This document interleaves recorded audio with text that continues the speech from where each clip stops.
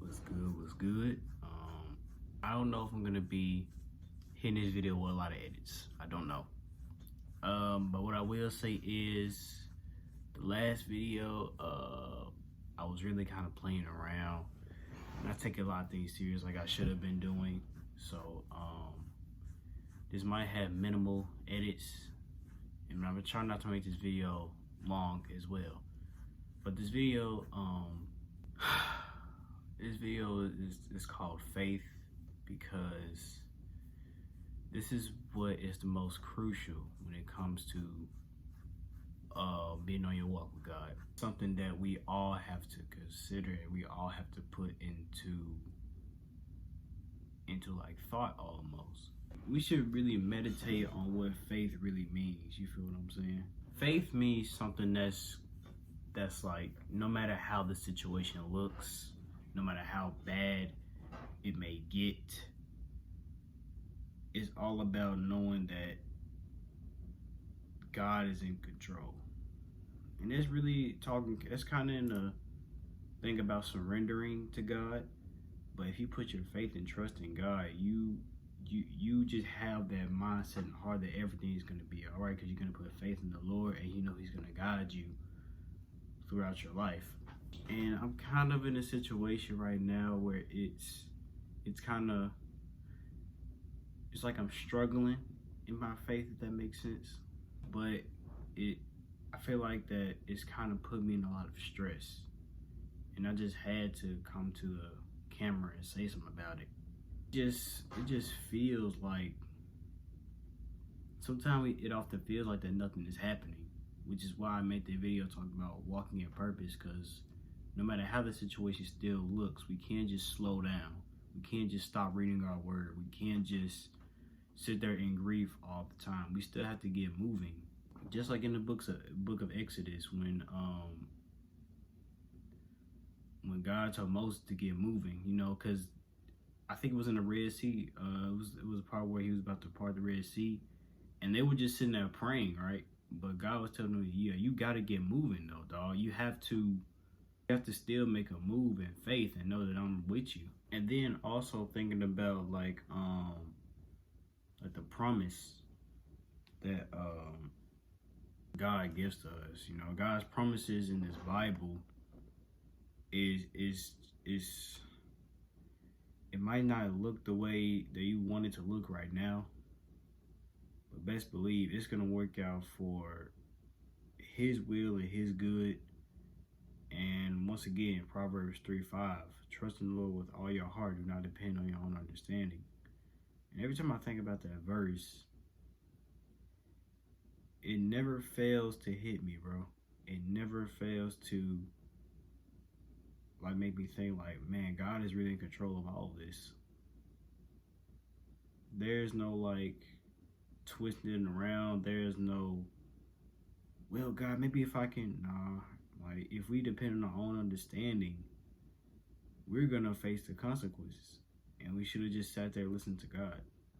That's why God is trying to tell us, please don't depend on your own understanding. It's a lot of things that you're not gonna understand happen. It's a lot of things that you're not gonna figure out why it happened, but if you just trust in me and put your faith in me,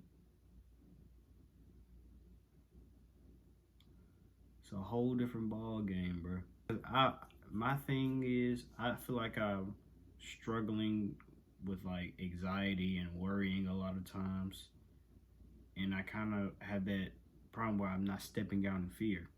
And it's normal, you know. We're human. We're able to have feelings. We're able to, you know, experience a lot of things and feel a lot of emotions. We're human at the end of the day. Jesus was still human at the end of the day too. Jesus cried when his friend Lazarus died, so He's still human, just like we are. But also realize that we are battling against something that is the enemy. We're not battling against flesh and blood, but spiritual warfare. And just like in the previous video I was talking about, we must put on the fullness of God's armor.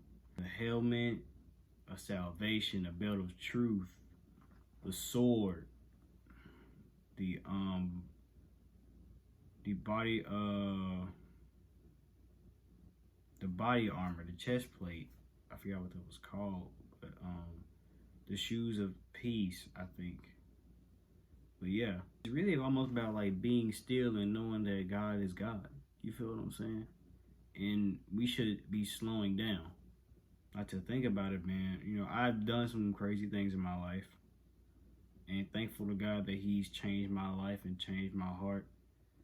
But there's still some things that we gravitate towards and we still desire within our hearts. And it's not that easy giving them up. I'm going to be honest with you. It's not that easy giving them up. Some of the things that we do desire are sin. And it's going to take some maturing, like denying yourself to get away from these things that are not really good for you. Like it says in Proverbs 12 verse 1, to learn you must love discipline. It is stupid to hate correction. I like that verse a lot because it also teaches us how we should accept constructive criticism. And it's not really sitting there saying like you need help, or like saying it insultively like you are worth nothing because you keep doing this one thing or stuff like that. Nah, it's saying like you need help in a empathetic and beneficial way. You feel what I'm saying? Like telling them that like, this is actually killing you. You don't know it. You feel what I'm saying? It's like telling it from like a gentle heart and a gentle place instead of just sitting there bashing them in their head for what they do. And you have to learn to get used to that. You have to learn to understand what a lot of people are saying, because you might not. A lot of us are so blinded by the darkness, and we don't even know that a lot of things are not good for us. That's actually very, very deep, bro. Half of the things that we do, we don't even know that it's good for us. We don't even know that it's not good for us. That's something you got to think about, bro. If you really do realize that all the things that you've been doing, all the things that are not good in God's eyes, God will tell you, He will convict you, but it's not to sit there and say like you're going to hell or you do this again and I'm into your life and stuff like that. It's like, nah, God is a compassionate Father, man. God's a Father who wants to He wants to love us, and He does love us. It's not even the goal has already been reached. Like, Jesus came and died, and now the barrier has been broken. Like the tabernacle in the Old Testament, it was a veil from top to bottom. And then when Jesus died, that veil split in half from the top all the way to the bottom. Now saying that there's nothing that's blocking us from God now. Through Jesus, we can go to the Father, as it says in John 14:6. So now, once we understand that Jesus is the truth and the way and the life, we should start putting our faith in Jesus. We should start really taking the time to meditate on His scripture, meditate everything what He says and why He says it. Why should we put our faith in Jesus? Why should we put our trust in somebody that, did all these things that I never even thought about, that I can't even do? Like, we can't perform miracles. We can't choose 12 disciples. We can't do a lot of things that Jesus. We can't walk on water, bring people back to life. We can't do a lot of things that Jesus did specifically in the Bible, but we're supposed to reflect our life off Jesus, love like Jesus, talk like Jesus, make disciples. You feel what I'm saying? Like, turn other people to Jesus, bring people to Jesus, and realize that, hey, you can be saved. You feel what I'm saying? Because this world is a very, very dark place, and it's very cruel, and it's like a message to like, yo, a lot of us don't even have time. A lot of us think that we have time. People are seriously dying left and right. When Jesus died, man, He didn't die for one person. He just didn't die for His disciples. He died for, man, He died for every single person on the earth. He died for everyone.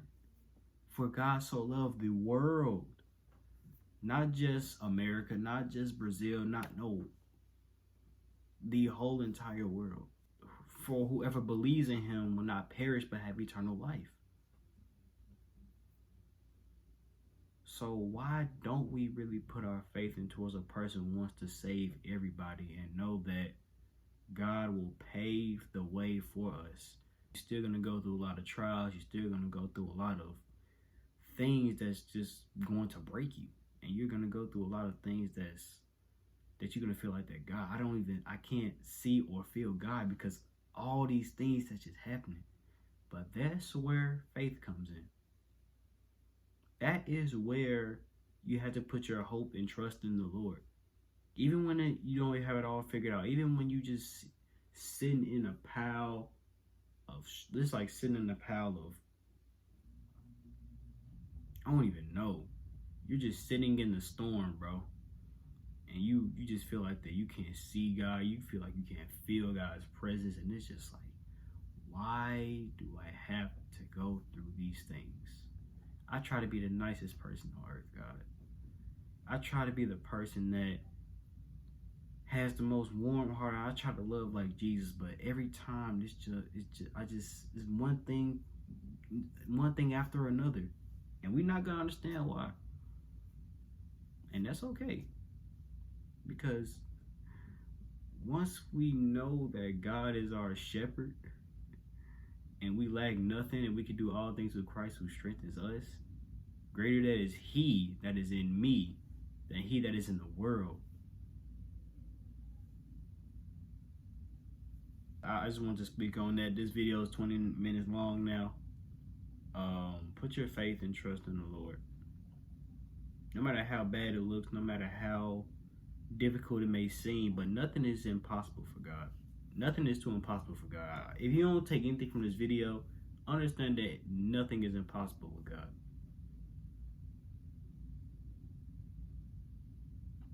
There is nothing too great for He's the creator. How can it be something that the Lord cannot handle?